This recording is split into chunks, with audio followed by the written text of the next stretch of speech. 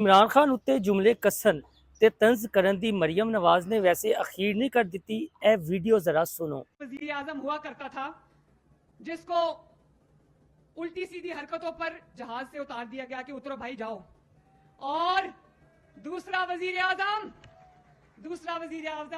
नवाज शरीफ का भाई मोहम्मद शहबाज शरीफ, नवाज शरीफ का शहबाज शरीफ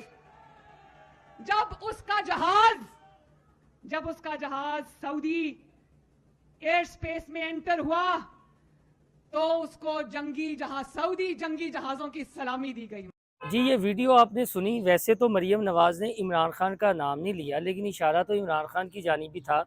और मरीम नवाज़ का ये कहना था कि एक वो वज़ीर आज़म था जिसकी उल्टी सीधी हरकतों की वजह से इसे ये कहा गया कि जहाज़ से उतरो और घर जाओ। और एक वज़ीर आज़म है नवाज शरीफ का भाई शहबाज शरीफ। जब वो सऊदी फ़िज़ाई हदूद में दाखिल होता है तो सऊदीया के जो जेट त्यारे हैं वो उनका हसार कर लेते हैं, उनका इस्तकबाल करते हैं। शहबाज शरीफ को बाद में 21 तोपों की सलामी दी जाती है। जबकि इमरान खान का नाम लिए बगैर मरीम नवाज़ ने कहा ये जो हरकतें करते रहे जहाज़ में बैठकर इनको जहाज़ से उतार दिया गया। और साथ में उन्होंने ये भी कहा कि अडियाला में बैठे हुए शख्स को ये पता ही नहीं है कि दुनिया बदल चुकी है।